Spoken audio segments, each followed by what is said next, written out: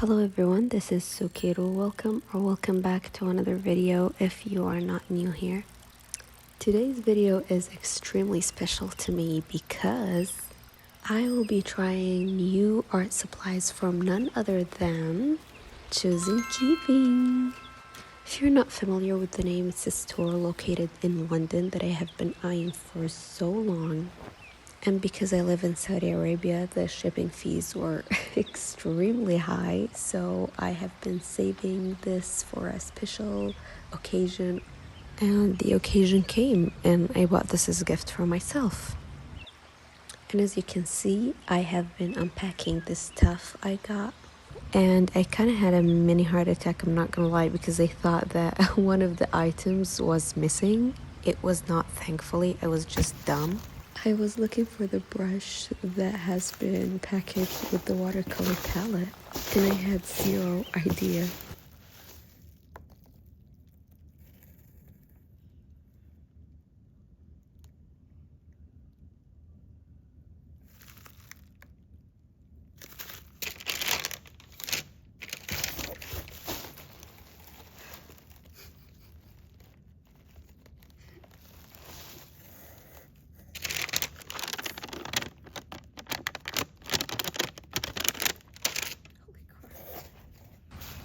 Embarrassing, to say the least. Anyways, I will be unpacking these art supplies with you and share my first impressions and what I think about them.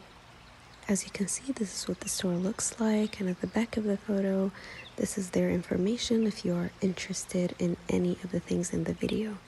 I was trying to cut the packaging open here, but I was so in love with the stickers, so I had to take the long way. I'm sorry.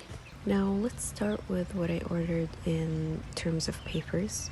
This one right here is the Aquarella watercolor pad in white paper. I got the small size, which in centimeters comes in 24 by 17. I was pleasantly surprised to learn that it was 270 grams instead of 300 grams because I don't like excessively thick papers. And as you can see, it is hot pressed with a smooth surface, which is absolutely perfect for me. Now moving to the next paper, which is the Homo portrait sketchbook. I got it in large. Now reading the info inside, I learned that it's in 160 grams, which is also a pleasant surprise for me, judging by the thumbs up. When I felt the paper, oof, I knew that I was gonna like it. I knew right away. Because this is my all-time favorite multimedia sketchbook, which is Maruman, which is only 126 grams. And I always felt like I needed something that's a little thicker, and this one is it. Now in this video, I will only be using the Aquarella watercolor pad, but I will be using this sketchbook in a later video, that's for sure. Now moving on, this is the Japanese Sailor Studio fountain pen ink bottle in 20 milliliters, and the color in here is the 370, which is a muted green. Now in my usual sketches, I enjoy adding a wash of colors in the background or in the hair of the character, and I usually do that with an ink brush pen. And I remembered that I had these extra water brushes that I'm not using, so I decided that I wanted to fill them up with the inks that I got today and use them as such. They also come with these lovely stickers that you're supposed to put on whatever container that you are going to transfer the ink to, and it proved to be extremely handy actually. Now this one here is the second ink I got, which is the premium British Army Green fountain pen ink bottle that comes in 80 milliliters.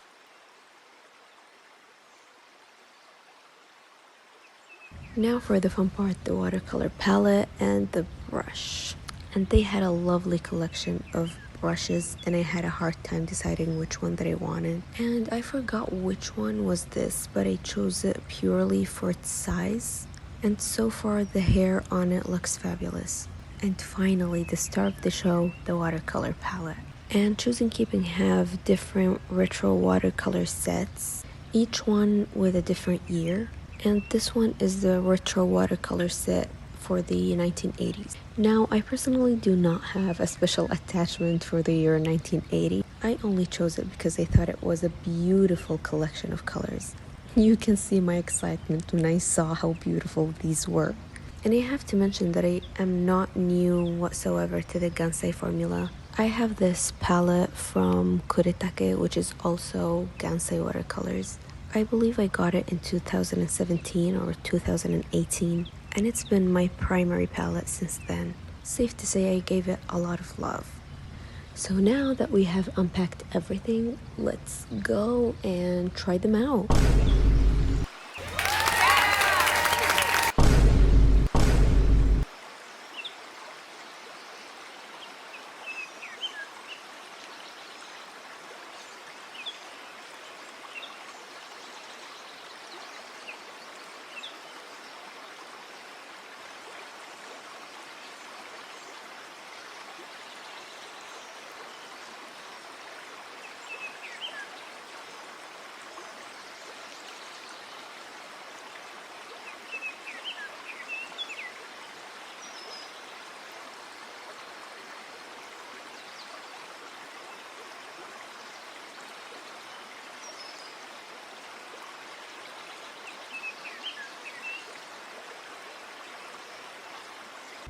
Had to say that this color right here is almost the reason why I got this palette. It's so pretty, so pretty.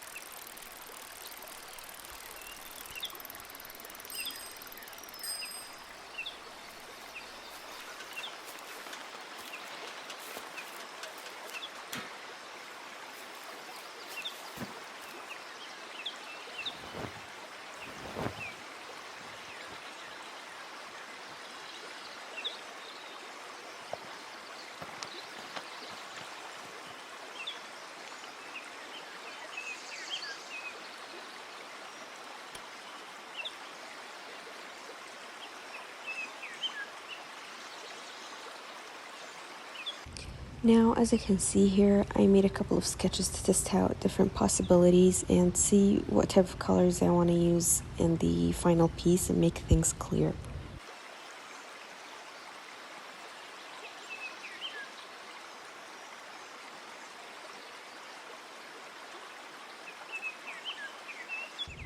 At the end, I decided to mix these bottom two by using the clothes of the left one and the hair of the right one. And of course, I wanted to test my theory further, so I made another initial sketch just to test things out before, going all ham on the final sketch. And safe to say, I really liked the outcome, so I decided to start coloring.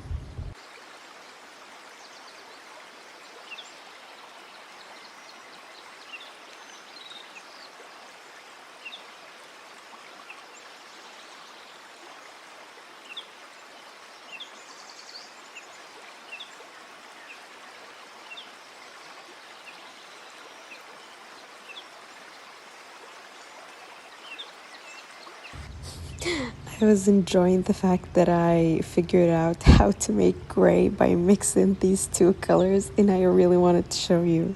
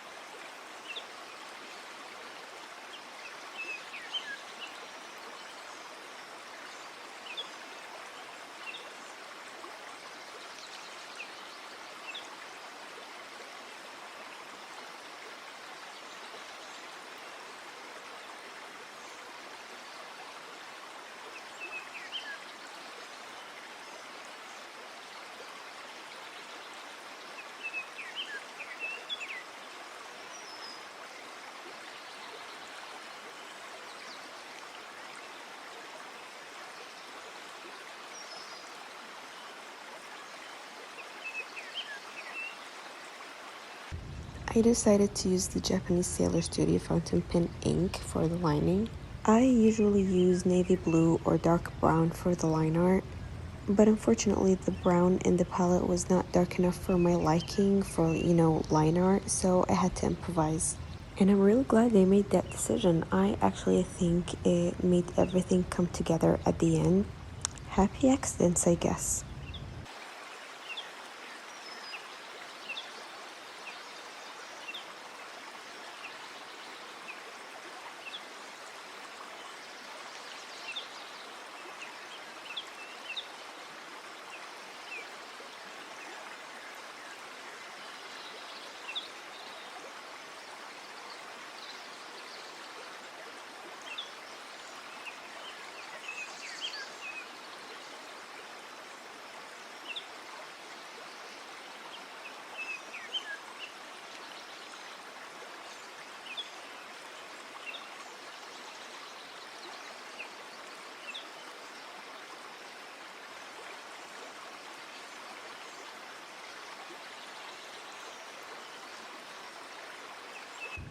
And it's finally done.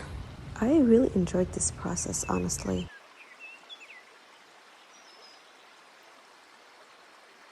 So, final thoughts about the art supplies.